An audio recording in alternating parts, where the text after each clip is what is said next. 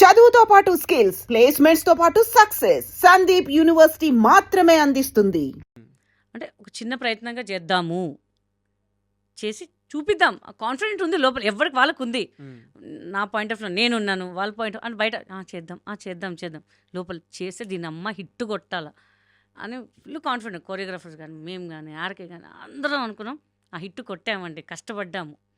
అది ఎప్పుడో మా వాడు అంటారు, ఎప్పుడో చేయాల్సి ఎప్పుడో కాదు, దేనికైనా రాసి పెట్టుంటే ఒక టైం అనేది వస్తుంది. నేనమ్మ మనకి ఇప్పుడు వచ్చింది టైము అంతే ఇంకా అనుకున్నాను. యాక్చువల్గా నాకు ఈ సాంగ్ సక్సెస్ అయిన తర్వాత నాకు పెద్ద ఆనందం ఏంటంటే మీ విషయంలో కాదు, ఎందుకంటే మీరు ఆల్రెడీ సక్సెస్ చూశారు. అవునండి. సో మీకు మళ్ళీ సక్సెస్ కావాలంటే సింపుల్, అంటే మీరు కరెక్ట్గా మళ్ళీ బౌన్స్ బ్యాక్ అయ్యి ఫోకస్ చేస్తే మళ్ళీ ఒక సినిమా పడితే గీతా సింగ్ కొన్ని లక్షల మందికి తెలిసిన మనిషి.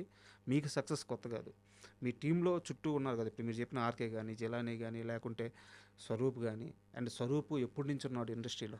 D2 నుంచి శేఖర్ మాస్టర్ ఉన్నారు. సో స్వరూప్ పేరు ఇప్పుడు బయటకు వచ్చింది. తను 400 సినిమాలు 500 సినిమాలకి పనిచేస్తున్నాడు, అవును. డాన్సర్గా అయినా కొరియోగ్రాఫర్గా అయినా.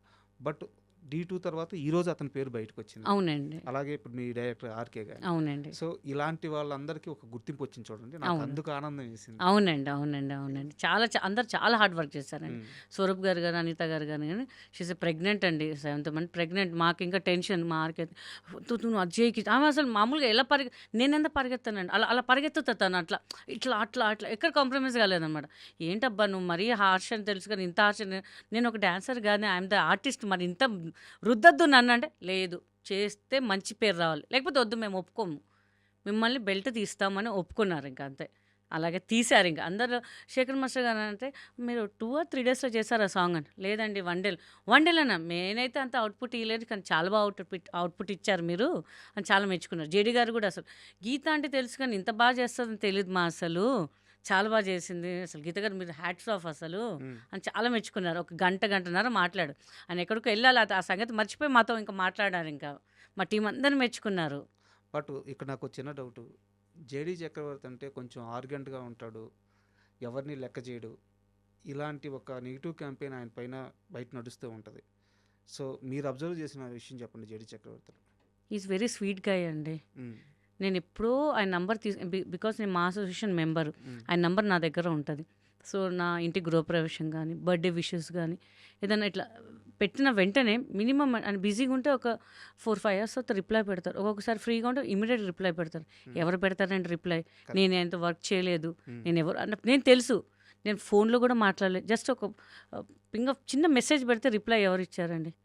నేను చాలా రెస్పెక్ట్ అయినా అంటే. మొన్న వెళ్తే కూడా, అరే గీత నువ్వు గృహప్రవేశానికి పిలిచావు కానీ నాకు కుదరలేదురా అని చెప్పారు. అంటే అంత మెమొరీ ఉందండి. ఒక 4 years 5 years బ్యాక్ది కూడా ఆయన గుర్తు పెట్టుకొని చెప్పారంటే. ఎప్పుడు ఆయనతో కలిసి పనిచేయలేదు? ఎప్పుడు చేయలేదండి. ఎప్పుడు ఫోన్లో కూడా మాట్లాడలేదు ఆయనతో. ఆర్టిస్ట్ అని ఒక గౌరవం. ఎప్పుడు ఎక్కడ కూడా కలవలేదు నేను ఆయనని. జస్ట్ మెసేజ్లోనే మాట్లాడాను.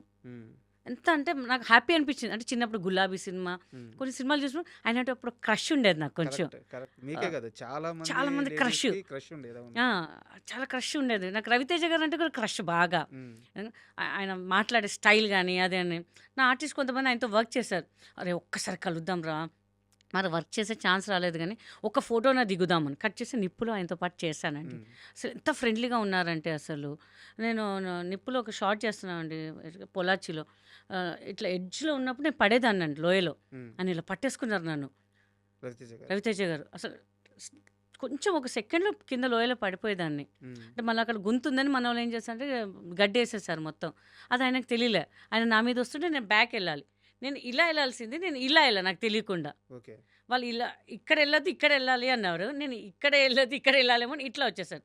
సడన్గా ఇలా పట్టుకున్నారు రవితేజ గారు. అప్పుడు లంగావని చూసుకున్న కాలుకి దెబ్బ తగ్గింది. హే గమ్దేండి అది తీసుకున్నా అది ఇదే చాలా అసలు కేరింగ్గా చూసుకున్నారు అసలు. ఒకవేళ ఆ రోజు ఆయన పట్టుకోకపోతే ఇంకా కీర్తి శేషులని పడిపోయేది నాకు. ఇంకా అసలు చాలా పెద్ద యాక్సిడెంట్ అండి.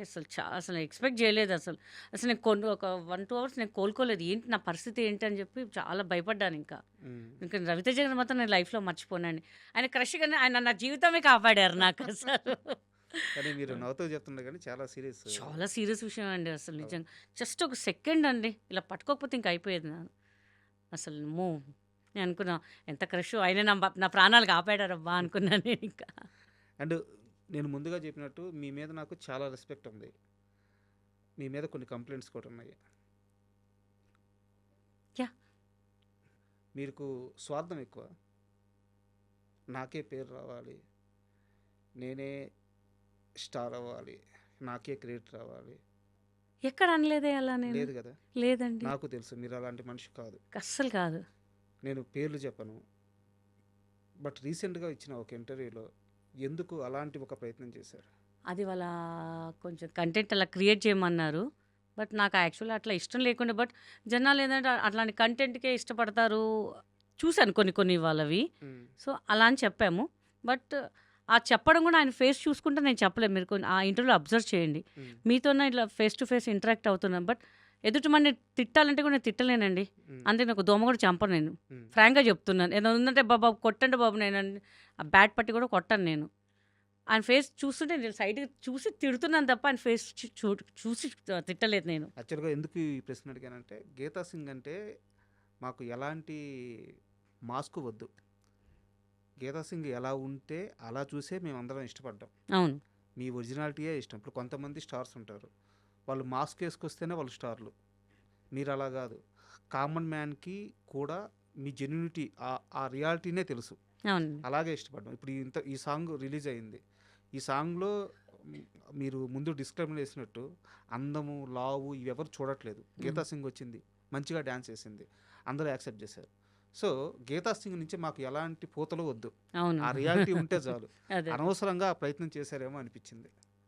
తర్వాత నాకు కూడా కొంతమంది చెప్పారు, ఎందుకు అలా చేశారండి, ఎంత బాగా వచ్చింది, వాళ్ళని తిట్టడం పద్ధతి కాదు కదా, ఎందుకు ఆయన మీద సీరియస్ అయ్యారంటే, అంటే అట్లా కంటెంట్ చేయాల్సి వచ్చిందండి. బట్ సంథింగ్ కంటెంట్ ఉంటే కదా జనాలు చూస్తారు. సో ఆ తర్వాత మేము ఫ్రెండ్లీగానే మాట్లాడాం, ఫ్రెండ్లీగా డ్యాన్స్ చేసాము. అర్థమైంది. బట్ వాళ్ళ జనాలు కూడా అలానే ఎక్స్పెక్ట్ ఇప్పుడు సాఫ్ట్గా కూర్చొని మాట్లాడితే ఎవరు చూడరు, కొంచెం కంటెంట్ క్రియేట్ చేస్తే చూస్తారు అంటే సరే ఓకే అని చెప్పి మేము కంటెంట్ చేసాం. కానీ దానికి అంత సక్సెస్ న్యాయం చేయలేకపోయాము. బికాస్ ఇద్దరం మొహం చూసుకుంటాం కానీ అలా ఎప్పుడు బిహేవ్ చేయలేదు స్వరూప్ గారు నాతోని. సో ఆ తర్వాత మేము చేసిన తర్వాత చాలా నవ్వుకున్నాం, ఏంటి మనం ఇట్లా అరుచుకోవడం ఏంటి అసలు, ప్రాక్టీస్లోనే అనిత గారు మీ మీద అన్నారు కానీ నేను అసలు ఒక మాట అనలేదు, మన ఇద్దరు కొట్లాడుకోవడం ఏంటి అని చెప్పారు. బట్ ఎలాగో సాంగ్ ఆల్రెడీ సక్సెస్ అయింది, దానికి ఇంకా అలాంటి ఏం అవసరం లేదు. అవసరం లేదు. అండ్ ఇంకో సీరియస్ క్వశ్చన్ కూడా ఉంది, మేబీ మీకు కోపం రావచ్చు అయినా అడుగుతున్నాను. రోజు సాయంత్రం 6 తర్వాత ఏం చేస్తారు మీరు? వాకింగ్ చేస్తాను, ట్రెడ్మిల్. 7:30, 8 కల్లా నా డిన్నర్ అయిపోద్ది. That's it. గీతా సింగ్ తాగుతారా? తాగుతానంటే సంథింగ్ అకేషన్ అప్పుడు తాగుతాను. అది మా అకేషన్స్ ఏదైనా సంథింగ్ ఉంటే, అంటే మాకు తెలిసిన చాలా క్లోజ్ పర్సన్స్ అయితే తాగుతాను, లేకపోతే లేదు. అండ్ ఇది కూడా ఎందుకు అడిగానంటే, ఒక ఇంటర్వ్యూలో పదే మీ పైన మీరే ఈ జోకులు వేయించుకున్నారు. ఏది ఇక్కడండి? నేను పేరు చెప్పలేను కొన్ని సమస్యల వల్ల, ఇంటర్వ్యూ పేరు చెప్పలేను. సో నాకు అక్కడ కూడా విచిత్రంగా అనిపించింది. యాక్చువల్గా మాకు తెలుసు మీరు ఒకసారి వెయిట్ లాస్ అయిన తర్వాత ఫోటోలు పెట్టారు. అవునండి. దానికోసం మీరు ఎంత కష్టపడ్డారు ఎవ్రీథింగ్ మాకు తెలుసు అనమాట. సో అలాంటి వ్యక్తి కాదు. బట్ యాంకర్ రిపీటెడ్గా 6 తర్వాత 6 అయింది, ఐ గాట్ ఇట్.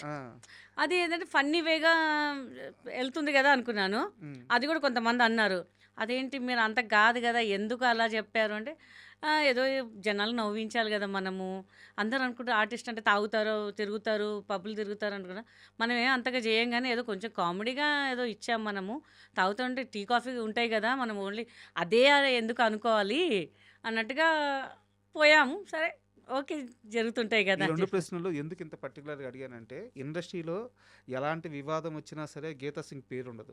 అవునండి. ఎలాంటి మోసం జరిగినా గీతా సింగ్ మోసపోయిందే కానీ ఎవరిని మోసం చేయలేదు. గీతా సింగ్ ఎప్పుడు ఒక తప్పు చేయలేదు. సో అలాంటి గీతా సింగ్ మీద ఉన్న ఈ మచ్చ చెడిపేయాలన్న ఉద్దేశంతోనే నేను అయ్యో no problem. Exactly. Thank you so much. And for more videos, please subscribe to iDream. Please subscribe to iDream. Please subscribe iDream. And please subscribe to iDream. For more videos, subscribe to iDream. please like, share and subscribe to the channel. Congratulations, iDream. Subscribe to iDream. Subscribe to iDream. So subscribe to iDream Media. iDream ki iDream team andarki huge congratulations. Please subscribe iDream Media. Please subscribe to iDream. Subscribe iDream. Please subscribe to iDream. iDream అంటే నా కళల channel subscribe చేసుకున్న నోరు తిరుగుతలేదు, మీరైతే గంట గుర్తు కొట్టండి. For more such videos, please subscribe to iDream. Subscribe to iDream. Please subscribe to iDream. Please subscribe iDream Media. Please do subscribe to iDream. Please subscribe to iDream Media. For best entertainment and information, please subscribe iDream. And don't forget to subscribe to iDream.